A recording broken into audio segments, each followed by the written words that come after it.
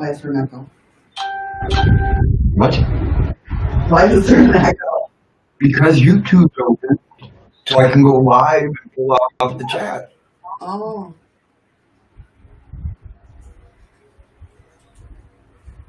I don't know what's going on right at the moment.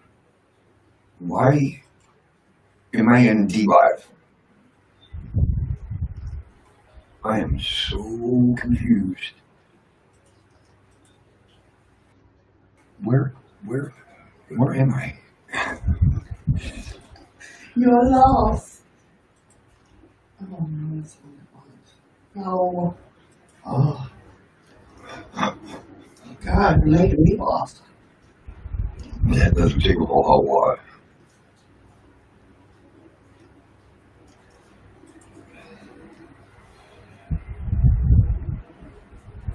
These paranormal bubbles.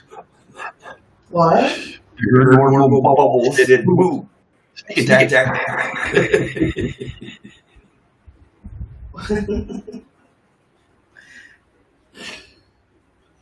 Hey, Patrick. This is paranormal bubbles is? No. Where's Patrick? Will you hurry up, and we can mute your... Hey, Paranormal Bubbles. Don't mind us. We're... God, you would think it was a Monday. Might as well be. Patrick's in dlive. Oh, well, it still didn't come up in YouTube. I know, my thing's being funky. Well, hi, Patrick. Over in dlive. That I can't see. Good evening, Nicole. Hey, Nicole. My Wi-Fi is, like... all blurry. I can tell you that. It's all blurry. Hey, Anton. This is going to suck. I don't know what the hell's happening here. Oh, my God. Okay. What am I looking for? Oh, God. Will you hurry up already? Oh, my God. Hey, Sid. I had to do a sneak attack. It's fun. I hear you. Oh, it's 10 o'clock. What is going on? It's 10 o'clock. That's what's going on. My magnet is in. Okay, great. Good Hey, for you. You know what? This is my last day.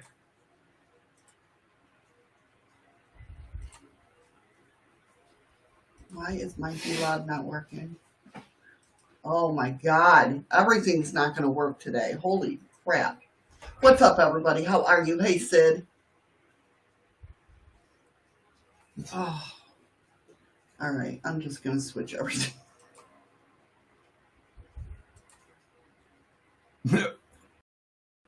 Okay, Bubbles. Hey, Freaky. Hey, Sid, how you doing? Last day with Magnet. All right, Paranormal Bubbles. Hurry back. We quitting suddenly again today. I don't know. Maybe. Who the hell knows? Like, everything's crazy right now. At least on my end. I mean, that's normal, but... Magnet in.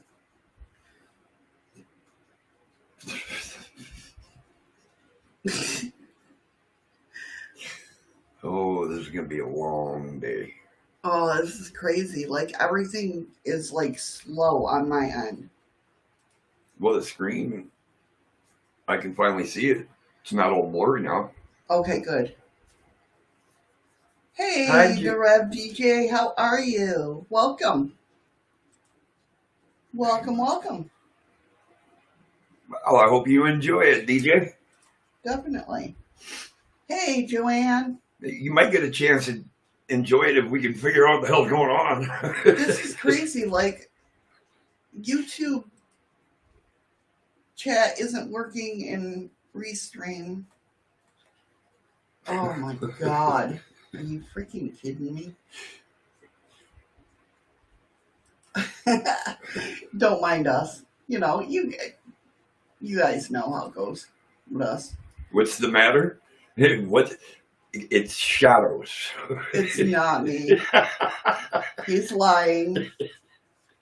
He's lying. It's not me. I'm just the co-host. Yeah. Make sure I didn't miss anybody.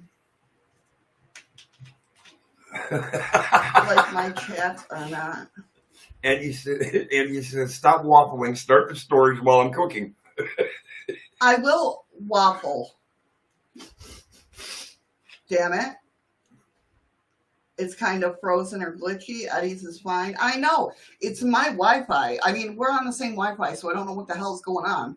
But like everything I try to pull up is being very slow or crazy. So I don't know what's going on. Like I don't know. It's all screwed.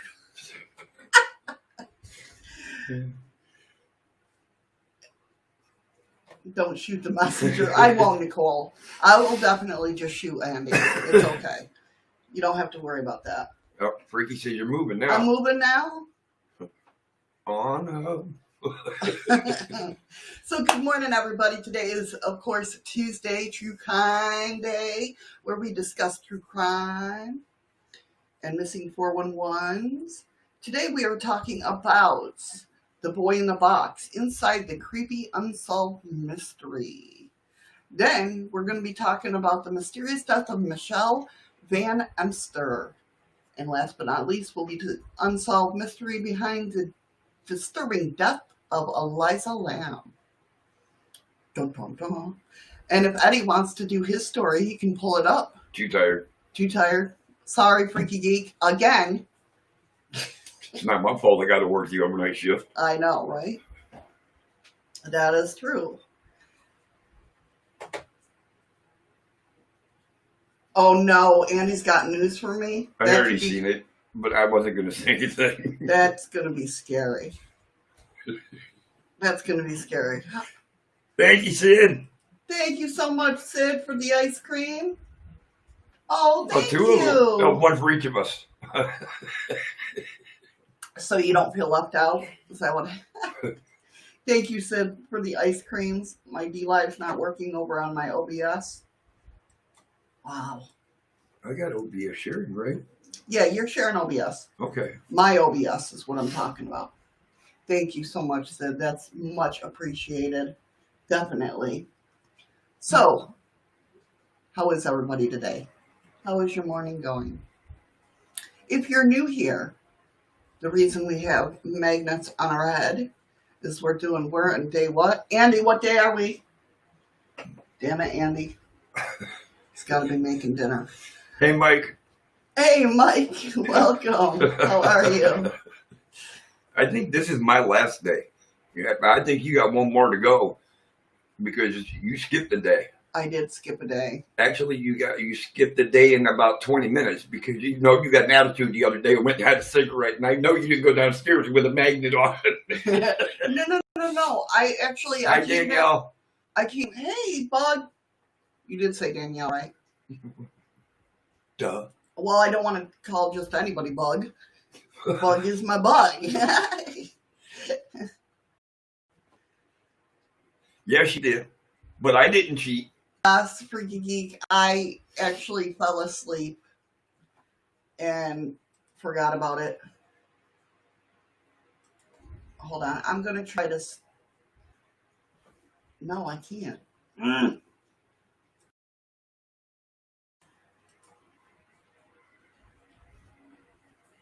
I want to know how the hell your network connection is beautiful and mine's bullshit. Hey, Patrick. You could have dreamt you did it. That's true. No problem, Patrick. No problem. I can't reboot our DJ. We just started. We started. No, he's saying reboot YouTube. Oh, you should wear them both then. That's right, Nicole. Why can't? Because I got to wear mine. But you could wear this one. So anyway, we did a story a couple weeks ago about a magnet opening up your pineal gland, and we thought we'd try it. So here we are, day whatever it is when Andy gets in here and tells us. He answered.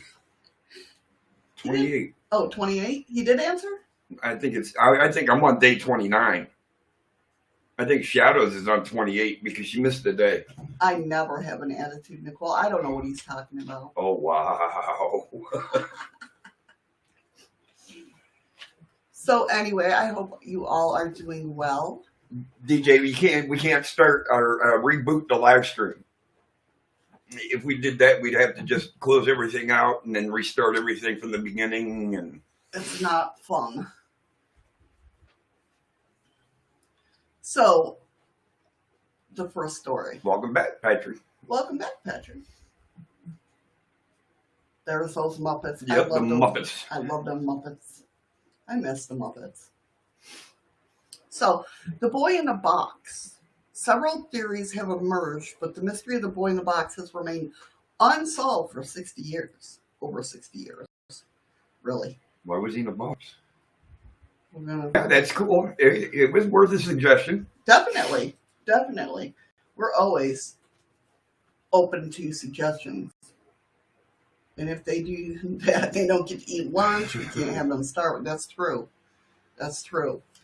So in the Ivy Hill Cemetery in Cedarbrook, Philadelphia, there sits a large plot kept almost entirely covered in stuffed animals, donated by local families and visitors. The headstone reads, America's Unknown Child, a permanent reminder of a child who lies beneath it. He was found dead and alone in a box, and no one can identify him. No worries, Nicole. The case of the boy in the box was one of Philadelphia's most baffling crimes, stumping police for over 60 years, and still today, leaving hundreds of unanswered questions. Damn you in that box. In 1957, a young muskrat hunter set out to check his traps, set near a park just north of Philadelphia. As he moved through the bush, he found a small cardboard box lying discarded on the ground. Inside was the naked body of a boy wrapped in a plaid blanket. Fearing the police would confiscate his traps if he alerted them to the box, the young hunter ignored it and resumed hunting. Want to answer DJ real quick? The lemons are for over on dlive. dlive is another streaming. We're live on Facebook, Twitch, YouTube, dlive, Trevo. Hi, Miss Carrie. So lemons over on dlive.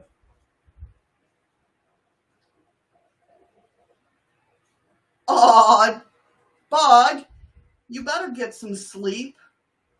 She's starting to sound like me. Damn, Danielle. As your mother, I say, go to bed now. I love you, Danielle. So lemons are a way on dlive where you get paid to watch streams, and we get to pay you. We get paid. You guys get paid. It's pretty cool.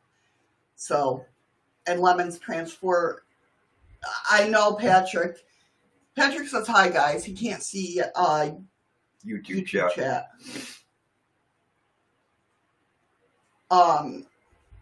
So it's pretty cool. It's pretty cool that they do that.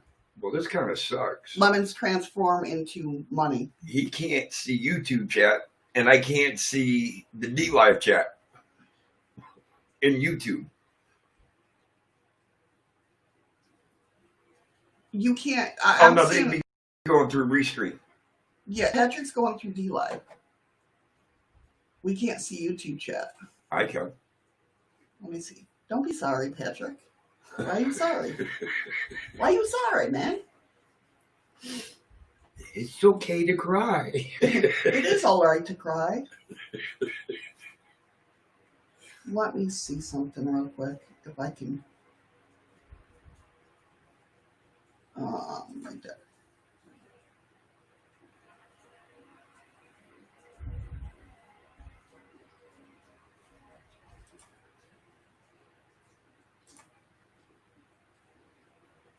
That'd probably be good. Yeah. I wouldn't do it. Yeah, Patrick's on dlive. Oh, I can see him now in my other chat box. Yeah, I don't know what the hell's going on. Well, you have both of them up, so you'll see them. Yeah, but dlive. YouTube's just not going to restream. dlive's pretty small. I'm Canadian. We're always sorry. You can't see either one of us, Joanne? We're down in the corner. No, we're not. Oh yeah. Wait, how did we get? I got two pictures going. Yeah. The hell do you got two people? I got a little one down on the bottom, and then my bigger one's up on the right side there. It's all funky this morning. So many platforms I haven't heard of before. Oh, there's a lot more than that. Well, we can. Well, you don't do that.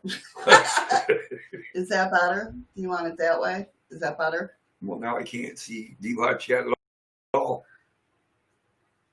See, it's Eddie's fault.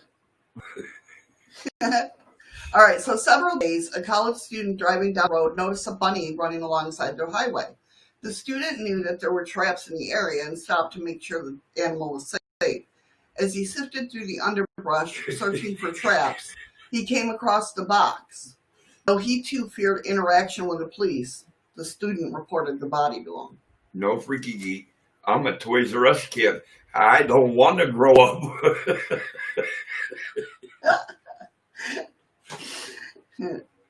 Okay. Given that the boy was young, between 3 and 7 years old, police were hopeful that he would be quickly identified. However, once they saw the body, their hope were dashed. While people would surely be looking for a missing boy who was healthy, well cared for, and clearly loved, it was unlikely that they would be looking for a scrawny, dirty, malnourished one. Hi, Lisa. Hey, Lisa, welcome. Unfortunately, the boy in the box was just that. A boy in the box. His hair was matted and seemed to have been recently cut, as clumps of it still clung to his body. His body was severely malnourished and covered with surgical scars, most notably on his ankle, groin, and chin. Despite the fact that he looked abandoned, police fingerprinted him, hoping to find a match. Sadly, no one did. This is going to sound more, morbid, but was his name Jack? No. I'm sorry. Over the next several years, over 400,000 flyers were sent out to the Philadelphia area, as well as other towns in Pennsylvania. A forensic facial reconstruction was done, and drawings of a happy young boy was included in all the posters. Flyers were posted in police stations, post offices, and even included in the envelopes with gas bills, but still, no one came forward with information. The crime scene itself was searched several times, but apart from several items of children's clothing, all which led nowhere, there were no leads. To this day, the boy's identity remains a mystery, just as it was in 1957. Though the case has run cold, the publicity and interest in the case by amateur investigators have turned up a couple notable theories throughout the years. First theory. In 1960, an employee of the medical examiner's office was told by a psychic that the boy in the box had come from a local foster home. The police inquired that the boy at the foster home and found blankets similar to the one he had wrapped in, hanging on the clothesline, as well as in the bassinet that was sold in the same box the boy had been found in. The employee theorized that the boy had been born to a daughter of the man who ran the foster home, and that his death had been accidental. Despite the employee's insistence of these facts, no connection was ever made between the boy in the box and the foster home. It wasn't until 40 years later that another shocking theory emerged. Number 2. If they're saying that the boy's death was accidental, then if the theory stands that it's the child of the daughter of the man that ran, right? Why didn't she come forward and say something? I don't know. But again, like you said, it's a theory. Right. A woman referred only to M came forward, claiming that the boy had been purchased by her abusive mother and abused for several years in her home. M claimed that after the boy vomited up to his dinner of baked beans, her mother had bashed his head against the wall in punishment. Then she attempted to bathe him, during which he died. The police initially found this lead as there were remains of baked beans in the boy's stomach, and his fingers appeared to be water wrinkled. These were both pieces of information that were never shared with the public. They were also encouraged by M's description of the boy as a small child with long hair. This fit with their theory that his hair had been recently chopped, as well as old testimony from a man who claimed to have seen the boy being placed in the box near the woods. Unfortunately, police eventually let the theory slide as they were unable to verify M's claims. After looking to M's background, they found a history of severe mental illness. When they attempted to corroborate her claims with neighbors and friends, all of them denied ever seeing a child in the home. The theory was eventually dismissed as ridiculous. Patrick, you had a good question. If they ever kept a skin sample that they could test for DNA now. Right. I don't know. That's a good question. But several other theories have been presented over the years, though all of them have eventually been discounted. It seems that the mystery of the boy in the box will never be solved, and America's unknown child could remain that way forever. Hey, Scott. Hey, Scott. Good to see you made it, man. You recognize who that is, right? Yes, I know. Okay. So here's the little boy.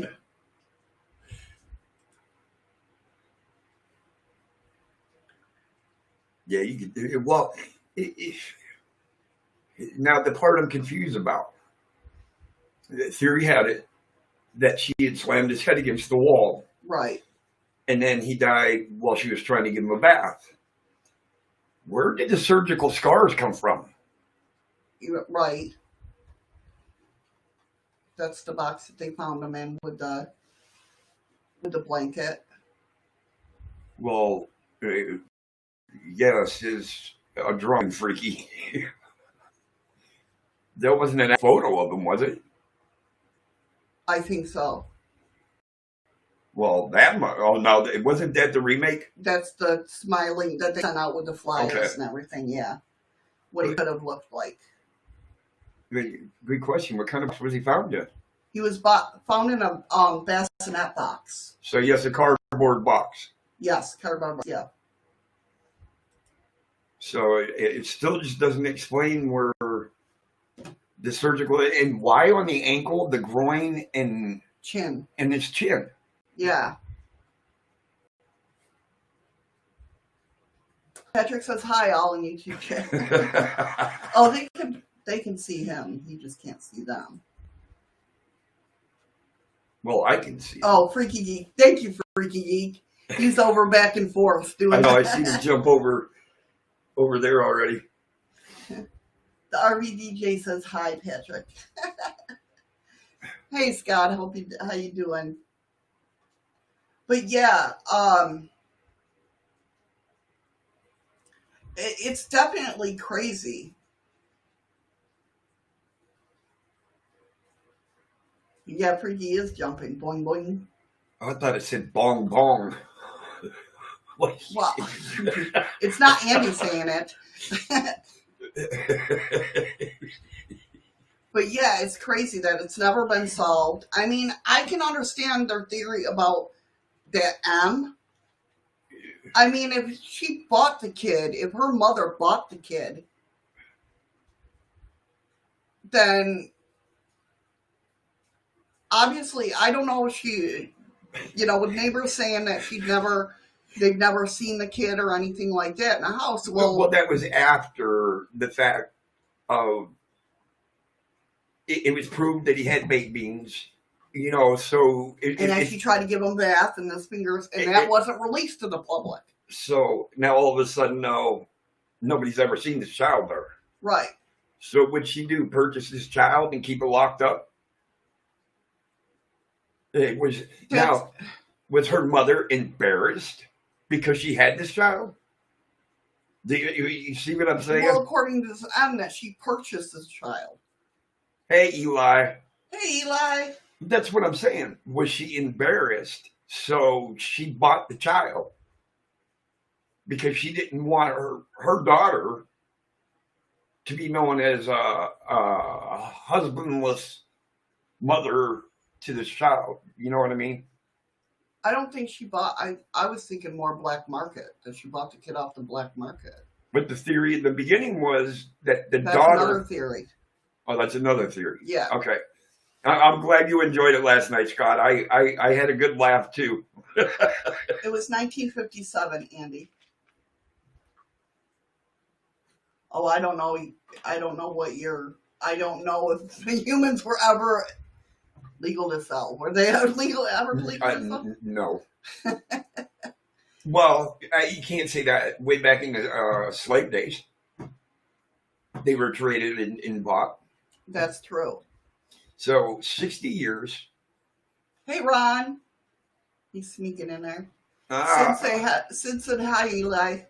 He's over in dlive. They found the child in 1957, or Yes. this occurred in 1957. The child was found in 1957. So it actually occurred right around 1947. How do you say that? No, He's tired, guys. You have to excuse him. it was like 1800.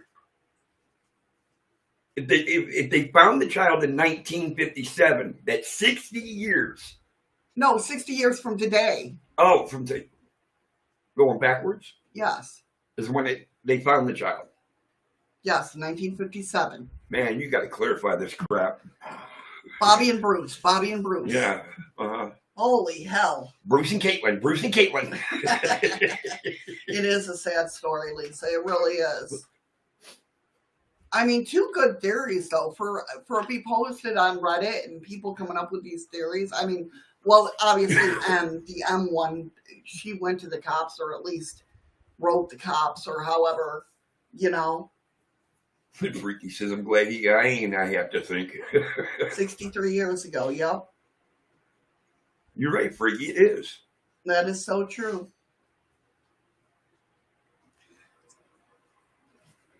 Herman the guest. Thank you. Oh my God. Thank you, Herman. Thank you so much. See, my dlive chat isn't working. Andy, hush. Herman is great. I was watching him the other night. He was playing Fall Guys. Who The one was? we downloaded. Who? Herman the Great. Oh. He was playing Fall Guys, the one we downloaded. Yeah. Tried. Yeah. That's a fun game. That really is. I like that game. You're right, Lisa. Some people don't. And the sad part is the ones that don't deserve children always seem to have no problem having them. But people that would like to have a child seem to never be able to have one. Oh, thank you, Herman. That's okay. No worries. I understand. Thank you for stopping in. I'm glad you stopped in now. Definitely. We're glad you stopped in. I got to get this word thing. I'm not used to a year of doing it by myself, and then... Thank you, Eli. Thank you, Eli. Appreciate that. You guys are amazing. Love it. But yeah, I mean, it's definitely a crazy... But they should have taken... Well, I don't know. I don't know how it worked back then, Patrick, with the whole Yeah, DNA. I mean, if they weren't really using DNA back then, the thought of keeping a skin sample probably never even crossed their mind. But they've done it with other... Well, I think they... Well, by now he probably has no. whatnot. By now he probably has no skin. Right. Well, yeah, but I mean... But could you do it with bone marrow? You would think. But they probably don't have anybody to base it off of either. That's true too. I mean, nobody came forward and said... If they couldn't get a fingerprint. Yeah. So there is no record of any kind of DNA on this child. Yeah. It is definitely sad. Someone of position was likely somehow involved and nothing was done as to keep the name from the press.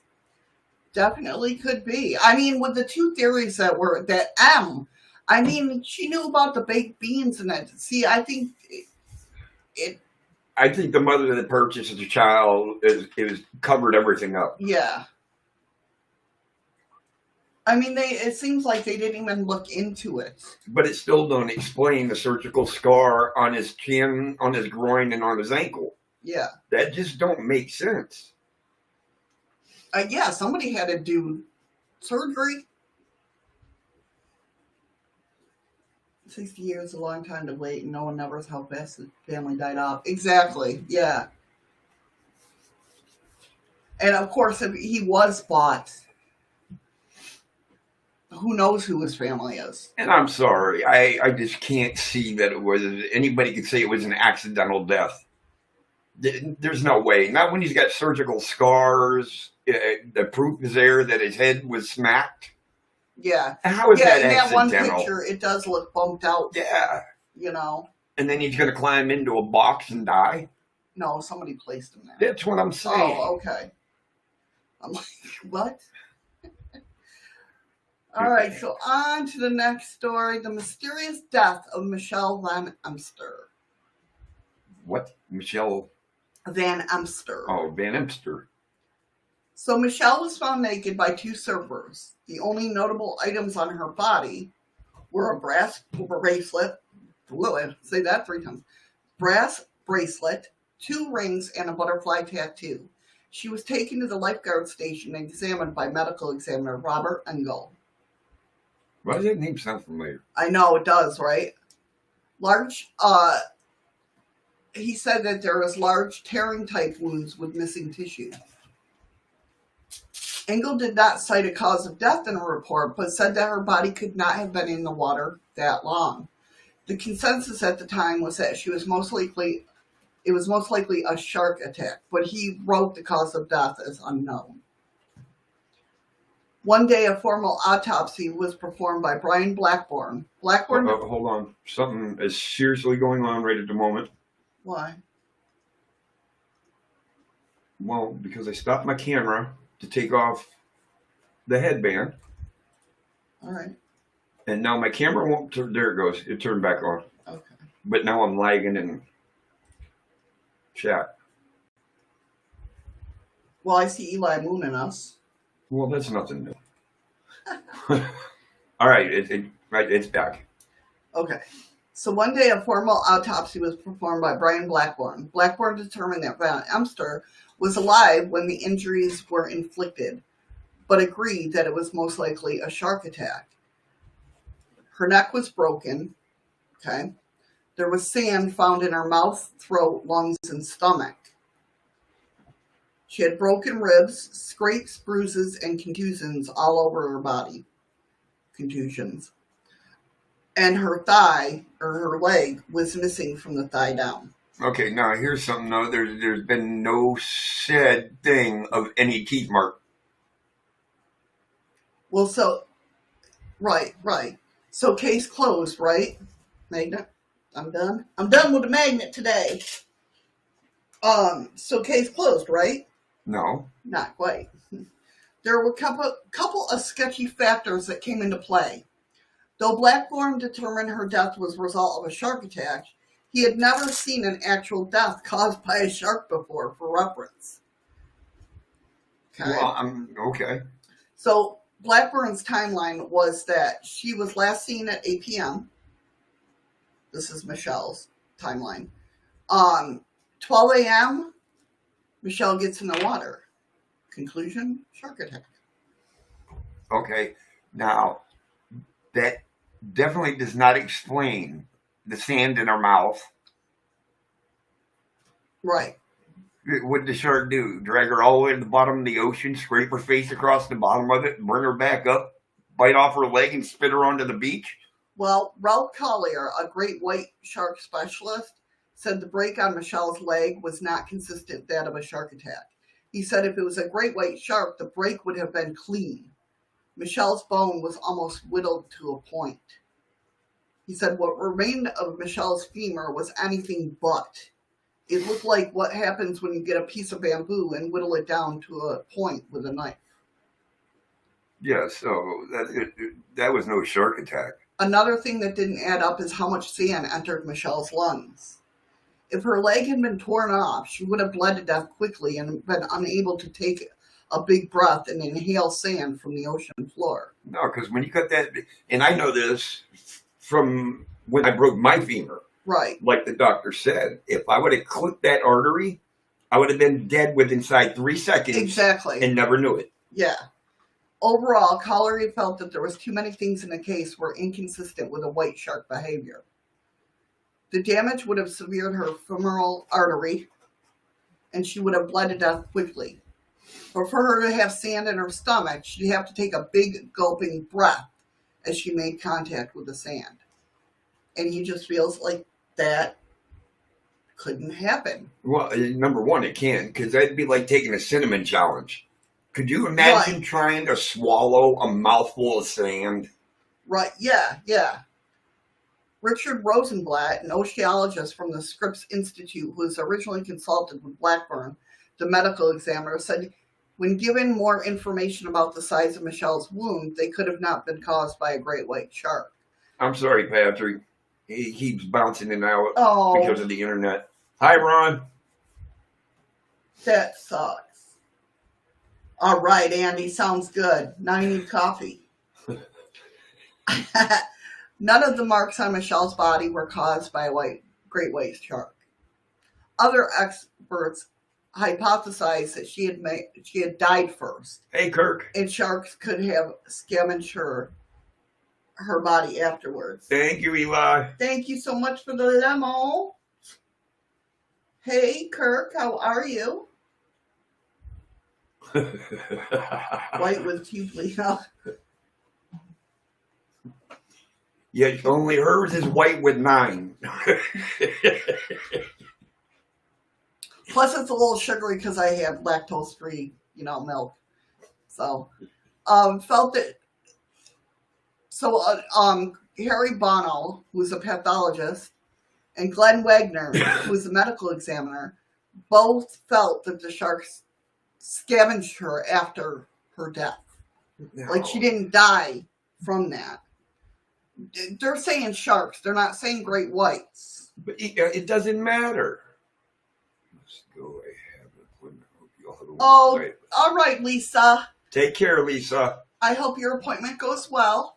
Thank you for coming in. Definitely. Thank you for coming in. Uh-oh, Eli, did you see that? Nicole said her pizza has arrived. When are you going to get some real food up there, Missy? Oh, that sounds good. Shut up. You guys cannot talk about food. Remember, we don't eat before we go live. And it's 10:36 a.m. So I haven't had my breakfast yet. Trust me, and I'll know all about it when we stop the feed. Okay, so it said, however, experts already ruled out. Wow, Eli, how many lemons did you give? My goodness, thank you. He's giving back all the ones he's won. Maybe. However, experts already ruled out a great white shark as her attacker, and a great white shark was the only shark that had strength to remove her leg in such a way. So how else could Michelle have died? One theory said she was swimming naked at night and drowned. However, this seems unlikely since the water was a cool 59 degrees. Well, even at that, again, it's still not going to explain all the sand in her stomach if she drowned. Another theory said Michelle might have fallen from the cliffs. Michelle's neck, rib, and pelvic injuries were consistent with injuries from falls or car accidents. What'd she do? Land with her head in the sand like an ostrich? No, but bouncing off the... I'm just getting to the fact of how did that much sand get in her stomach? I know. When we visited the scene, it seemed pretty likely that the fall could have killed her, but unlikely that it would rip off her limb. The third theory was that Michelle was murdered. That sounds a lot better. Right. One of the official suspects was her acquaintance, Edwin Decker. Decker originally told police that Michelle liked to surf naked, which could be true, or he could be trying to cover his tracks, why her whole body was found naked. Edwin said, I was so bummed when a couple of days went by and she hadn't called. I was about to give up on the idea. Apparently, he's liked her, right? Another sketchy part about Decker was that he claimed to have feelings for Michelle that he was unsure if she returned.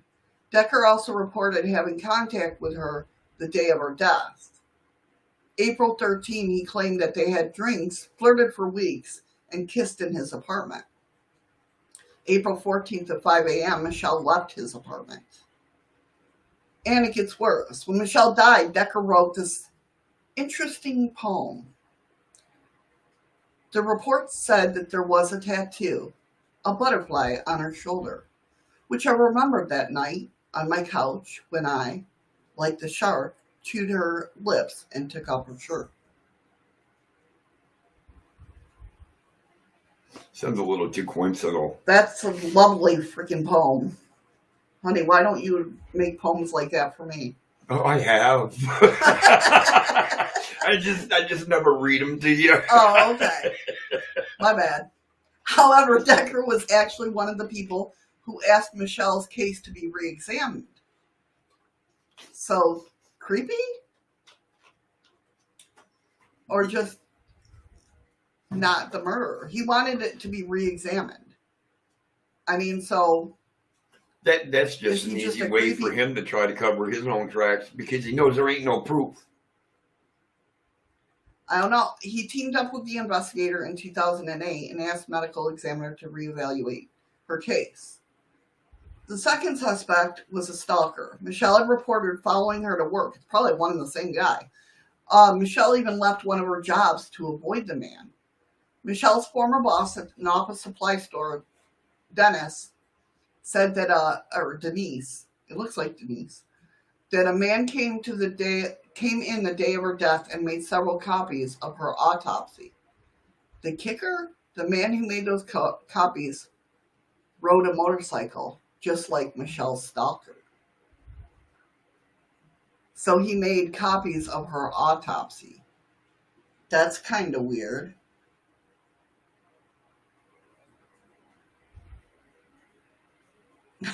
Andy.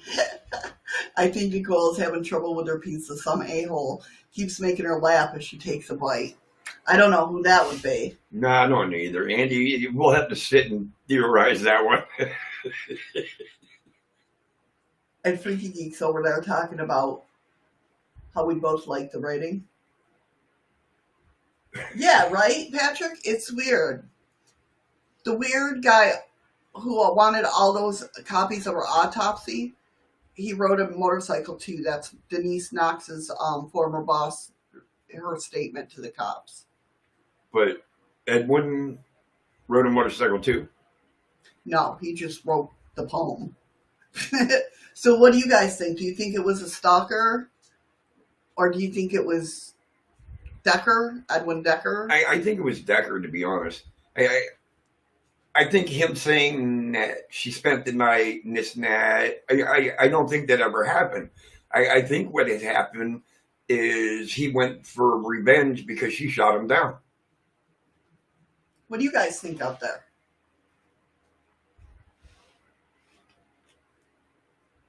I mean, that's crazy.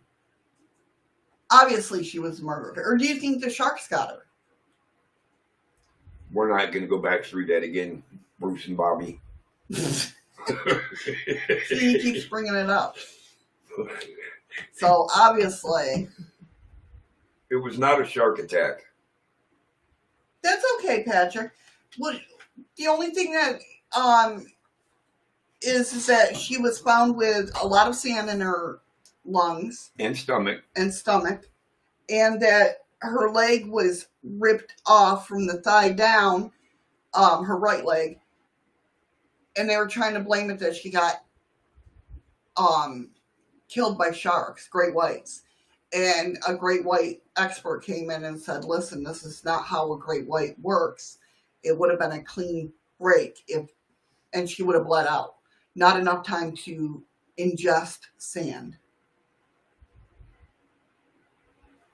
So I'm thinking, then she was dead before the leg was ripped off, I'm thinking, yeah. and they tried to make it look like sharks did it. So maybe they killed her, threw her over that cliff, which gave her the injuries, and then commenced to chopping her leg off. Right. Well, they could have been other shark scavenger sharks, not just a great white. But they no. Oh no, because he did say great whites are the only one that could rip the leg off like that. Well, not like that, but they said also that there's a theory she might have drowned. And again, if she would have drowned, she wouldn't have had that sand and shit in her lungs or stomach. Because if you drown, you're in the water. Now you're not swimming through the sand. Right.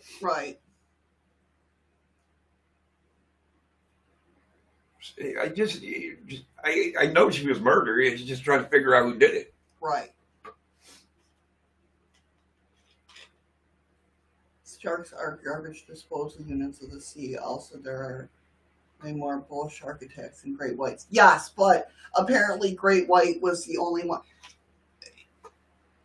The shark expert said that the great white was the only one that could basically rip off a leg, but it would be a clean break. It wouldn't be like her leg looked like it was whittled. Yeah, kind of like he was using it for a toothpick. Maybe. Which is impossible because anytime a shark attacks and bites like that, you know how many teeth they lose? Right. So the last story I have today is going to be obviously a short string. You will find something to talk about. Really? The Unsolved Mystery, and once I start telling this story, Eddie's going to know exactly what it was because it freaked him out just like it freaks me out. The Unsolved Mystery behind the disturbing death of Elisa Lam. You ready, honey? I'm sitting right here. Elisa Lam was found dead in a water tank at the notorious Cecil Hotel in Los Angeles in 2013. Isn't that the one that was a glass tank or something? They found her floating in it? Yeah, they found her floating in it. To this day, nobody knows how she died or how her body even got in there. Why give Lamb such a name? LAM, freaky. In 22 years plus of doing this job as a news reporter, this is one of those cases that kind of sticks with me. And it stuck with me when reading it and seeing it. Don't read it. Okay. One of those cases that kind of sticks with me because we know who, what, when, where. But the why is the question. To this day, nobody knows exactly how Elisa Lam died. We know that the 21-year-old Canadian college student was last seen at the Cecil Hotel in Los Angeles on January 31st, 2013. But the infamous, chilling hotel surveillance video that captured the bizarre final moments before her disappearance, let alone the other details have emerged since, only elicitate more questions than answers. Ever since her body was discovered in the hotel's water tank on February 19th, her tragic demise has remained shrouded in mystery. Don't read it. Right, Patrick. Sharks don't like humans much. Too many large bones. True fact. And not only that, you're swimming at night. Granted, they have good eye vision, and they basically go on movement.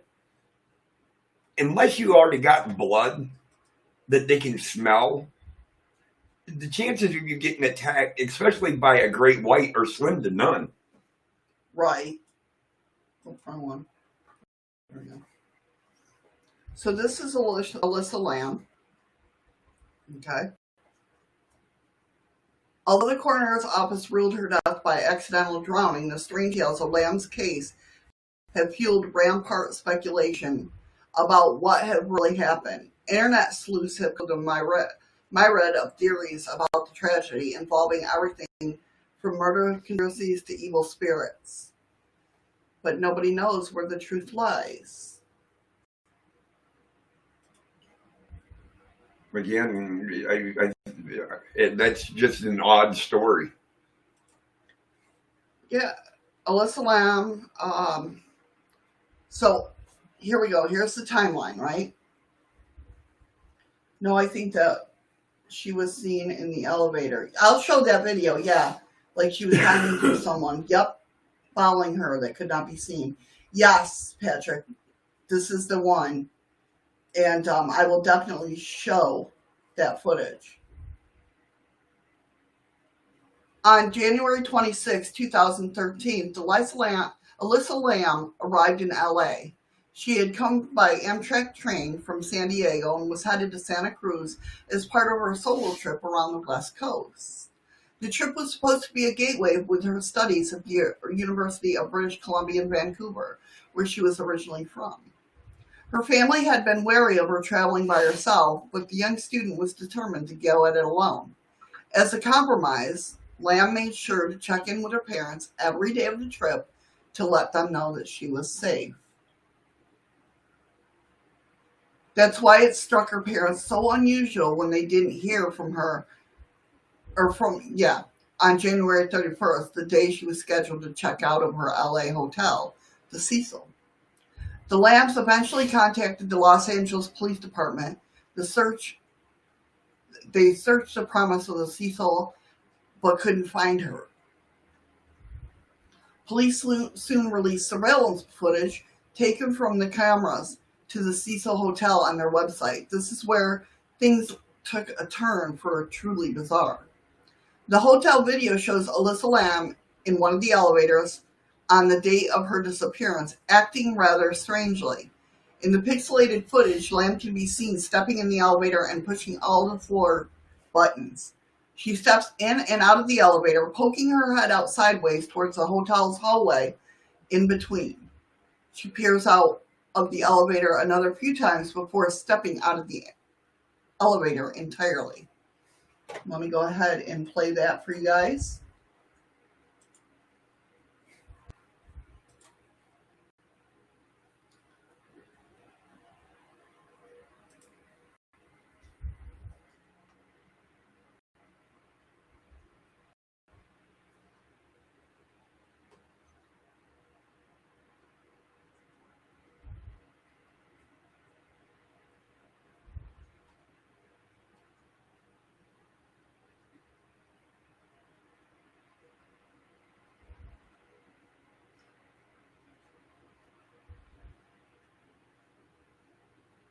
Like she's trying to hide right there. Yeah.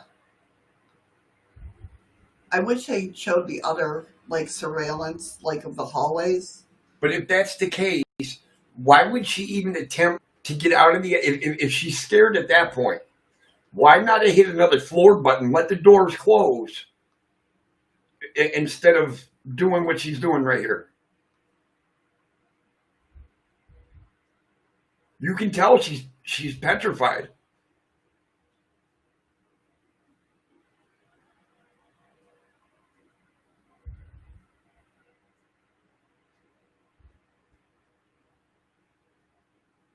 That's exactly, Andy. That's what I said. But Patrick brought up a good point. She could be, on some kind of drug and she's hallucinating.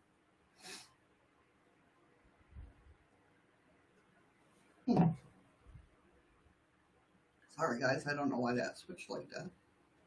See, now she's starting to hit buttons. Or she's hitting all the floors. Well...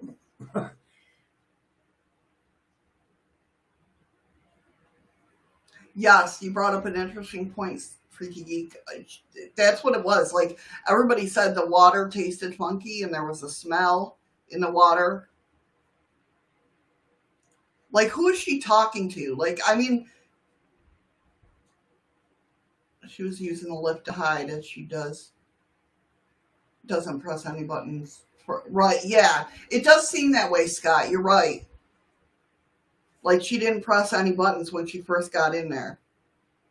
But, like, who is she talking to? Like, nobody knows. And she walks away, and the elevator closes, right? Now I'm just skipping ahead a little bit because the doors open and close, and that's the end of the video. Yes, Nicole, I thought so too. Her actions, you can tell she's scared, but her actions are like very weird. It could be a mental health issue. Hey, Blue, how you doing? Welcome, welcome. So, the last minutes of the video show Lamb standing by the left side of the door, moving her hands in random gestures. Nobody else was captured on the video except Lamb. Public reaction in an inexplicable across all the way to Canada and China, where Lamb's family is originally from. The 4-minute video of Lamb's strange elevator episode has amassed tens of millions of views. Good to hear, Blue. The accidental discovery of the body. On February 19, 2 weeks after the video was published by authorities, maintenance worker San Diego Lopez found Elisa Lamb's dead body floating in one of the hotel water tanks. Lopez made the discovery after responding to complaints from the hotel patrons about low water pressure and a weird taste coming from the tap water. Can you imagine that? First of all, let me say. Yeah, you're drinking a dumb woman's body fluids. I mean, Andy says to me, those actions looked acted. Her face didn't exactly look scared to me. Well, All that it says to me is that she was playing hide and seek. I don't know. The weird part is the weird part is too is the whole time she stayed inside the elevator, even before she started hitting buttons or anything. Why didn't the door ever close? Yeah, I know. An elevator door never stays open that long. Well, like Scott had said, she didn't when she first went in. She didn't press buttons. That's right. You don't have to. An elevator door stays open for only so long, anyways, and then they'll close. It could be ones that. No elevator. You have to hit a button. I've never been in any building that has an elevator that the door stays open the whole time. True. Here's a wild theory about the lift. Maybe her behavior was intentional because she knew the lift had CC. I think she would. I agree with that, Scott. But my theory with that is that at one point in time she would look up to see if there was cameras. That's just my opinion. I mean, I could be totally wrong. No, Freaky, it's showing like she is, but apparently she never hit a single button.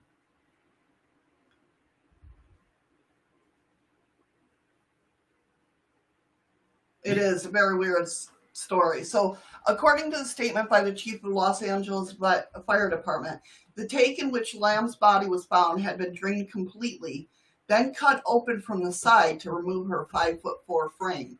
Nobody knows how Lamb's corpse, floating lifelessly next to the same clothes she wore in the surveillance video, ended up in the hotel's water tank, or who else might have been involved. Hotel staff told authorities that Lamb was always seen by herself around the hotel premises. That's just one for the ages right there, I mean. But at least one person did see Lamb soon before her death. At a nearby shop, eerily named The Last Bookstore, owner Katie Orphan was among the last to see Elisa Lamb alive. Orphan remembered the college student buying books and music for her family back in Vancouver. It seems like Lamb had plans to return home, plans to give her things to her family members, and reconnect with them, Orphan told CBS LA. Then, when the autopsy results for Lamb came in, it only served to ignite more questions.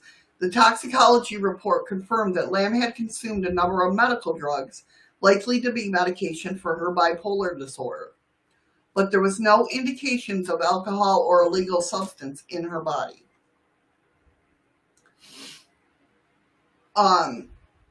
Soon after toxicology reports came back, amateur sleuths began poring over information they could find in hopes of solving the mystery behind the death of Elisa Lam. For example, one summary of Lam's toxicology report was posted online by a Reddit sleuth with an obvious interest in medicine. Nicole wants you to play the video again. Sure, I can do that. She did say please. She did say please. And that is a magic word. So let me go ahead and pull this up for you guys again. Hi, Heather. Sorry, I missed Blue, too.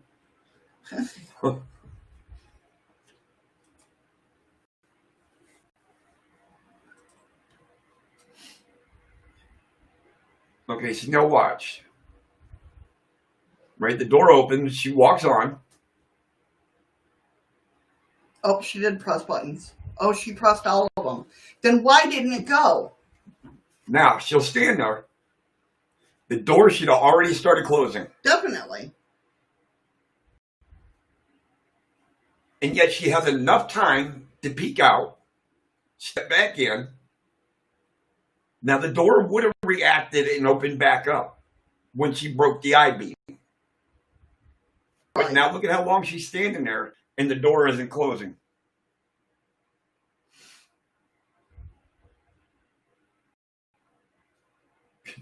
And he says, please make me a coffee, Missy, please. Because it's a magic word. I can, but it's going to take a bit. I don't know if she'd be playing a game of hide and seek, though. Eli said Eddie sent you an email, please. Eddie sent you an email. Eli sent you an Eli said Eddie sent you an email, please. Oh, he must be talking about his damn pizza. Yes, Heather, that is the lady that disappeared.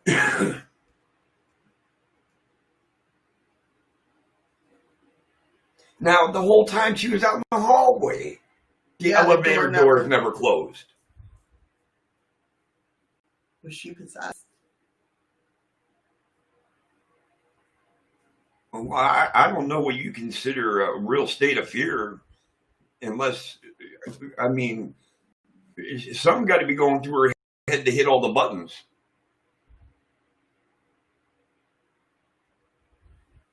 I can't see who that is. Thank you so much for the ice cream. I didn't see it either. It didn't come up on mine. Well, it came up, but it's too small with the video up. Thank you, whoever gave the ice cream. Thank you so much. I'm sorry that I missed it.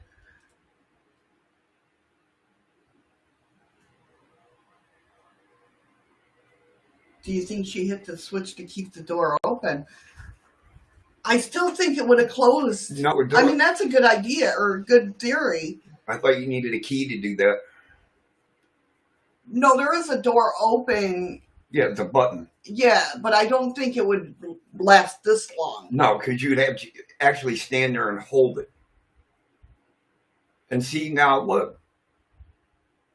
Look at how long, and the elevator door, now, see how long it took? But boy, it didn't take long for these doors to open back up. Right, when they hit floors, yeah. But yet at this point, too, we don't even know if the elevator moved.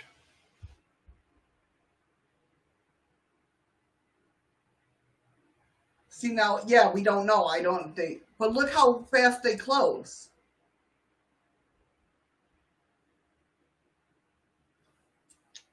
I don't know why at that part. I think because I'm getting it an ad. I mean, that's one that just can go so many different directions. Yeah. I mean, it's very... Well, the elevator had to have moved because when the first time the doors opened, the walls were gray. That time when the doors opened, they were orange. Okay, okay. So, Lamb's toxicology report was posted online. The breakdown pointed out 3 key observations. 1, Lamb took at least one antidepressant that day. 2, Lamb had taken her second antidepressant and mood stabilizer recently, but not on that day. And 3, Lamb had not taken her antipsychotic recently. These conclusions suggest that Lamb, who had been diagnosed with bipolar and depression, may have not been taking her medications properly. It is an important find to note, given that the use of antidepressants to treat bipolar can risk inducing manic side effects, if done without caution. Some sleuths has understandably latched onto this detail and suggested it was likely explanation behind Lamb's strange behavior in the elevator. Hotel manager Amy Price's statements in court strongly supported this theory. During Lamb's stay at the Cecil Hotel, Price said that Lamb was originally booked as a hostel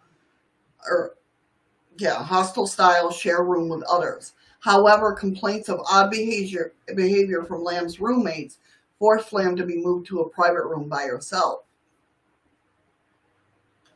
Yeah, here, Freaky, I guess you're right, because we go to get in on an elevator here at the door starting to close.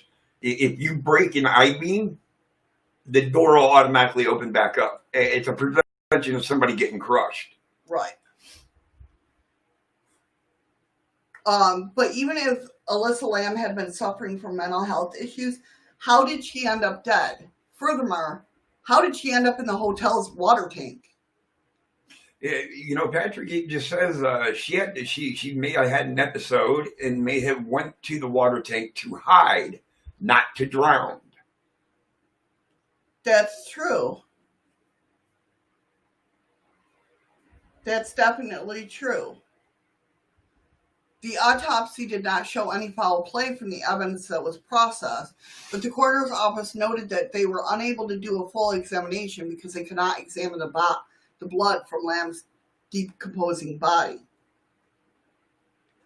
David and Yaned Lamb filed a wrongful death suit against the Cecil Hotel several months after their daughter's death was uncovered. The Lamb's attorney stated that the hotel had a duty to inspect and seek out hazards in the hotel that presented an unreasonable risk of danger to Lamb and other hotel guests. The hotel fought back against the suit, filing a motion to dismiss it. The hotel's lawyer argued that the hotel had no reason to think someone would be able to get into one of their water tanks. Based on court statements from the hotel's maintenance staff, the hotel's argument is not entirely far-fetched. Santiago Lopez, who was the first one to find her body, described in detail how much effort he had to exert just to find her body. Lopez said that he took the elevator to the 15th floor of the hotel before walking up a staircase to the roof.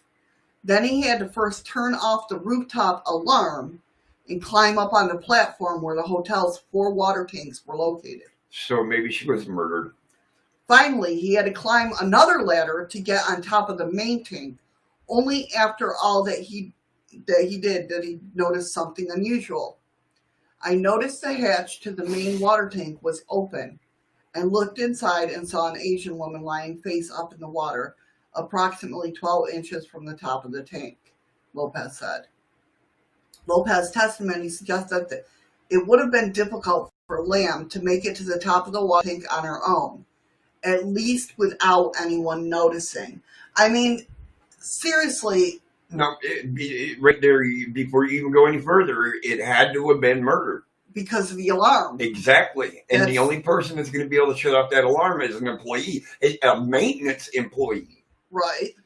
Your regular house guests, or not house guests, but housekeepers, and that ain't going to have a key to get up there. No, but front desk would, like our alarms, if it goes off. Well, yeah, but what's it going to be like for somebody from the front desk to get all the way up there, do this? But if it's a door alarm, is what I'm saying. Right. Well, if so, she ran up, deactivated the door alarm to let her go through. That ain't happening. No, I get what you're saying, but front desk people can shut off the alarms too. Maybe they don't not. have to be up there like ours is right behind the front desk. Right. Maybe that's not how theirs is, though. What year did this happen? 2013. Oh, well, then theirs could be set up like that. You know.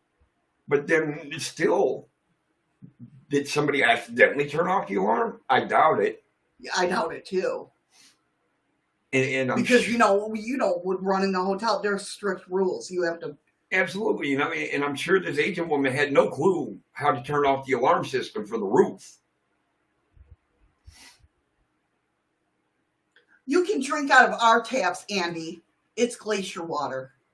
Yeah, Andy. It's the best water in the fucking world, I swear to God. And it's well, cold. I don't know about the world. And it's always cold. Yes. And yeah, it's what we're saying, Scott. Yeah, that's what I mean. Was she escorted up there and somebody turned off that alarm for just that door? Yeah, but why would murder? Well, yeah. But why were there no cameras? Wait a minute. She was naked too, wasn't she? Wasn't her body found floating next to her clothes? I'll have to reach out. I don't want to lose my spot, but I'd have to. I think it's what you said, is her clothes were floating next to her. Yeah, I remember saying something like that.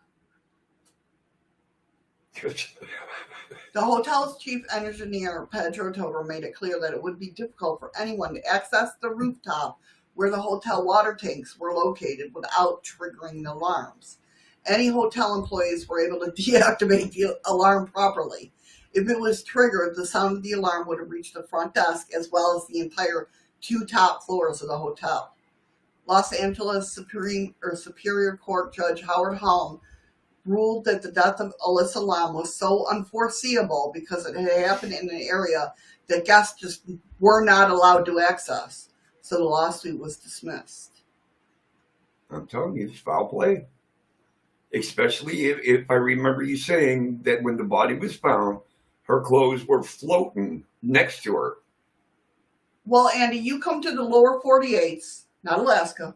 Go to the lower 48s, drink their water down there in their taps, and then come up here and see if you like this water. I guarantee it's a hell of a lot better than the lower 48s. Yes, because the lower 48s, we have sand, iron, shit. Not shit. Well, maybe in some places, I don't know. Ebola.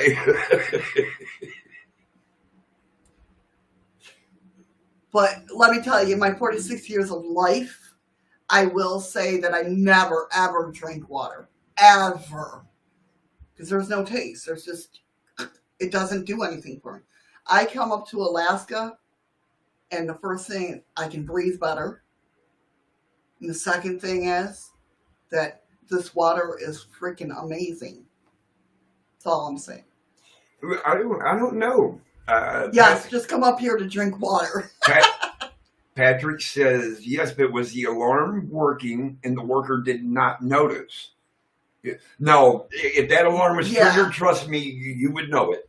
At least in our hotel, I know if there's an alarm, if there's an alarm for alarm not working. Do you know what I mean? We have alarms for everything. And I mean, we're not a huge hotel like this. We are only 3 stories. So I mean, hey, KY Ghost Adventures. Hey, welcome. And Scott, I was just saying the same thing because earlier in the story, they said when her body was found, her clothes were floating next to her. So she was found naked. Hi, Mary. Hey, Mary. So, guys, this is, I'm so glad you could make it. Welcome, welcome. So, yeah, Scott, I was already leaning towards that when she was found naked. I have a feeling there was foul play. But now the question is, did they ever try to do like a rape test kit thing? They said, yeah, and nothing else was, they didn't find any drugs besides the medical drugs, her own prescriptions. Right. Any illegal drugs. No alcohol in her system. Nothing else was abnormal. Then, like Patrick said, maybe when she was messing up her meds, she went into a psychosis state. I don't know. It seems like a lot of work. Okay, Freaky Geek, hurry back. But that's a long way up to get to that water tank. And as much trouble as she was having getting off the damn elevator. Right. How Yeah. is she going to get to the 15th floor? Exactly. Definitely, Scott. They need to look at the employees. Yes, I agree. But you said this happened in 2013. Mm-hmm. What they need to do, and what they should have done, was got the surveillance footage. Where are all the other cameras? That's what I'm saying. Our cameras, we're on every floor, like every 5 feet. And we're not a big hotel. Nope. At all. So our cameras, like when I look into the office, I can see our cameras. Yep. Right then and there. I can tell who's coming out of where everybody. So it's not like, this hotel has to have more than one freaking camera for the elevator. So what's going on here? Yeah, there should have been, like in a Especially lot of places, for exits. In a lot of places that I know of, there'll be an elevator or a camera in the elevator, and one right outside catching your face as you come out of it. Right, exactly. But that one there didn't have that. It's just nuts. I don't understand where the other cameras come into play, or why haven't they shown any of that? Or why come on. I get, granted, cameras break down, but I'm not thinking all 15 floors. There was an employee that maybe they had access to security footage. That could be. That could be, definitely. But usually the only one that has access to that is your general manager and your owners. Yeah. Like, I can't access. I'd break it. If I tried to, like how Jason rewinds to do something, I would probably end up breaking it. Like, our system isn't the old VHS. Granted, back in the day when CCTV first came out, they were all VHS. Yeah, but now it's all digital recorded. Yeah. So I'd probably break the freaking machine. When having an episode, you are capable of some things that normally you could not do. She may have been That's true. In a fight or flight mode at the time. And that's kind of what I was thinking, the way she looks like she's on the elevator. Hey, Kay, what? It just, I don't know. Her actions More just than seem... one person killed at her hotel? Maybe.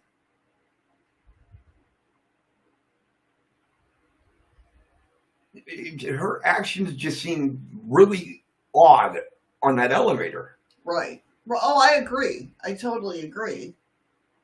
So, anyway, you guys might know of the Cecil Hotel. And I'll give you a few instances why you maybe know the Cecil Hotel. It's had a little bit of a history. Is this the one where they heard the person in the room screaming? But not that I'm aware of. But Elisa Lam's mysterious demise was not the first to happen at the Cecil Hotel. In fact, the building's sordid past has earned its reputation as one of the most supposedly haunted properties in Los Angeles. So there's your answer, Eli. Since opening its doors in 1927, the Cecil Hotel has been plagued by 16 different non-natural deaths and unexplained paranormal events. The most famous death associated with this hotel is, of course, other than Lamb's, is the 1947 murder of the Black Dahlia. She was in that bar, reportedly seen drinking at the hotel bar in the days before her grisly demise. The hotel was also hosted some of the country's most notorious killers. In 1985, Richard Ramirez, known as the Night Stalker, lived on the top floor of the hotel during his monstrous killing spree. The story goes that after a murder, Ramirez would dump his bloody clothes outside the hotel and return half naked. Back then, the hotel was in such disarray that Ramirez's nude stunt barely raised an eyebrow. 6 years later, another murderous patron moved into the hotel. Austrian serial killer Jack Unterweger, who earned the nickname Vienna Strangler. With such a macabre history, one would think that a Cecil Hotel would soon be condemned. But actually, the old building was recently granted landmark status by the Los Angeles City Council. The hotel was given this distinction because of the building's opening back in the 1920s, which is considered the beginning of the lodging industry in the U.S. Meanwhile, the tragic death of Elsa Lam at the hotel has inspired pop culture adaptations like Ryan Murphy's American Horror Story Hotel. During a press conference for the show, Murphy stated that the new season was inspired by the surveillance video from a Los Angeles-based hotel that surfaced 2 years ago. The footage showed a girl in the elevator who was never seen again. The obvious reference to Elsa Lam and her bizarre elevator episode. Well, Patrick brought up another point too. He says, to Patrick, it seems like they may have misdiagnosed her. She may have been a paranoid schizophrenic and not bipolar. That's true.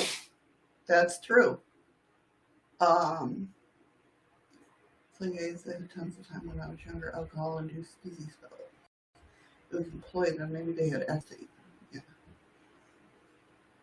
It's crazy though, right guys? So do you think it was murder, or do you think it was an episode? I think it was a little of both. I think she might have been. Do you think the employees got pissed off and said, "Hey, look at our I've general." never gotten that pissed off where I killed somebody. Look at our general manager. Well, yeah. No. You know how he can get. In today's show, sponsored because now I'm hungry.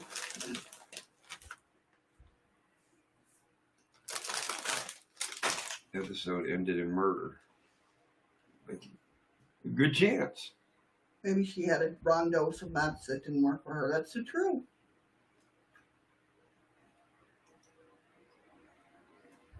But I just don't see, I don't know.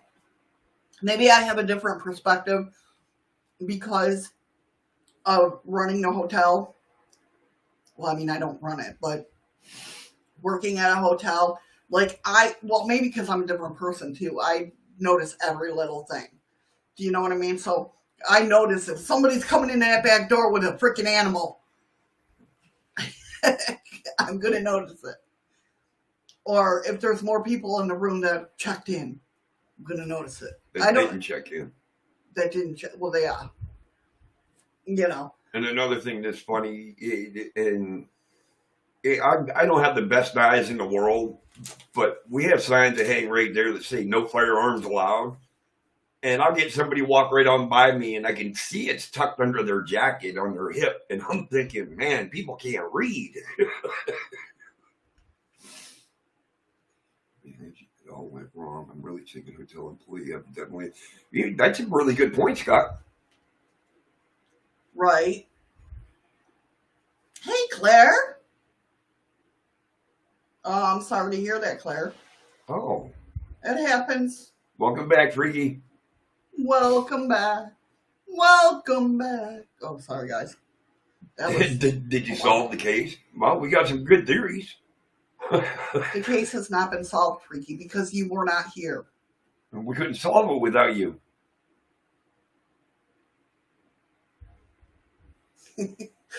No, but I mean, it's just very, very weird.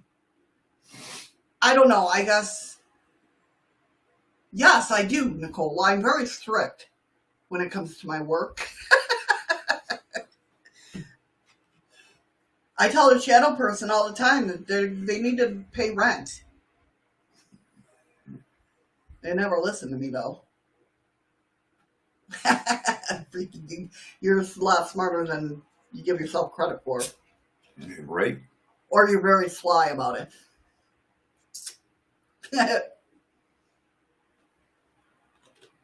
I'm about ready for bed. I know you are. But yeah, I mean, it's very crazy to me. Very crazy. Oh, fun fact from my night last night. There was supposed to be 5 of us working the overnight shift, and only 2 of us showed up. And we're the 2 oldest guys on the crew.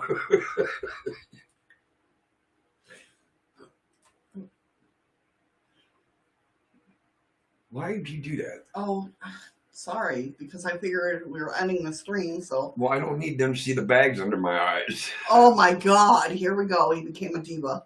No, I'm tired. But yeah, I mean,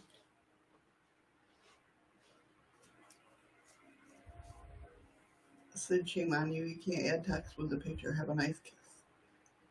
I'm confused. Oh, give it the mooner. Sid's over there mooning us. No, but I mean, it was just, it's very weird. I wish the poor boy in the box, like, you know, that was crazy. And the whole shark bite theory. Yeah, I definitely think she was murdered before she was thrown into the water. Definitely. I mean, my theory is they murdered her on the beach, threw over the cliff, and then drug her into the water. If you know what I mean? They found her on the beach, not in the water. Well, she was washed up from the water.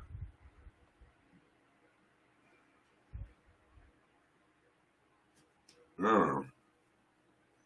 You sure it's not a poor box with a boy in it? No. Freaky geek. I mean, it could be, but no.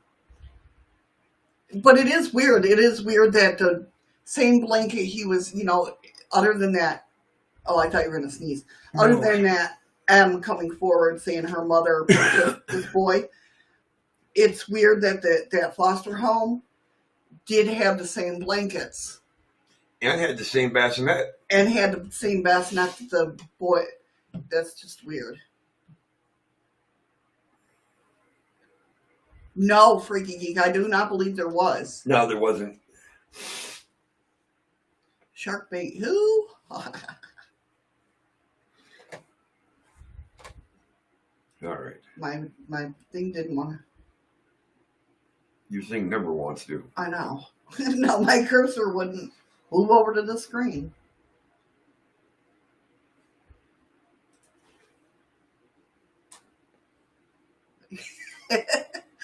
Hey guys, you know what time it is? Before it decides to kick me out, I can't even copy this freaking thing. Thank you, Heather. Thank you, Heather. All right. This is where I tell you guys fist bumps, hugs, stay safe, stay strong, and I'll talk to you guys tomorrow. Head on over here to get the lemons.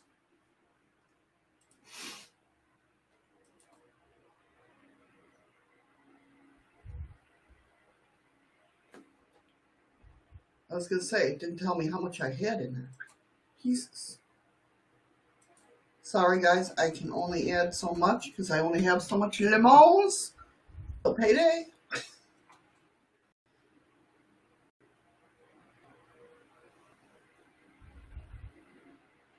Sleep well, but not in one, Eddie. What, Lassie? Eddie fell down a well. Oh, I hope your internet gets fixed too. Guys, thank you so much for coming in and hanging out with us today. I really appreciate it. The new people that jumped in. Yes, the new people, welcome. I hope you enjoyed your stay. Sorry it was a little crazy today. The electronics is not working right. Well, actually, YouTube or Restream isn't working right. One of the two. I don't know what the hell is wrong with it. But thank you guys so much for coming in. Let me get these lemons. Ready, guys? I'm pressing the button now. I lied. It hasn't popped up yet.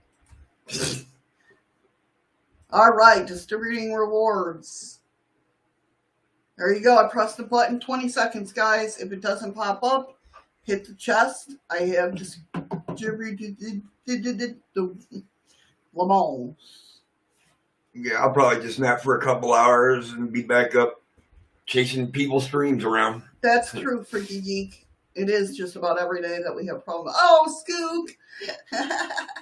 No, Scoop just got here. Yeah.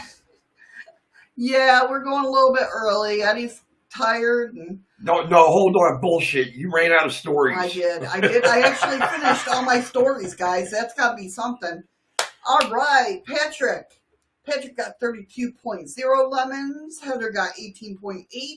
Freaky Geek got 13.8. Sid got 11.2.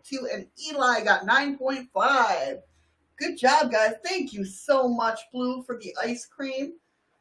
I don't know if anybody else got any lemons. I don't know. dlive froze up, so. Oh, dlive froze Yeah. up for you? No, it didn't. It's still going. Well, now it is because the ice cream never showed up. Patrick, at least you got some lemons out of it. All right, guys. Take care, everyone. Be safe. And always remember, find something today that makes you smile with your eyes. We love you guys. Thank you so much for being here, and see you tomorrow for What If Wednesdays. We got some shit to talk about. I'll be stalking you all later.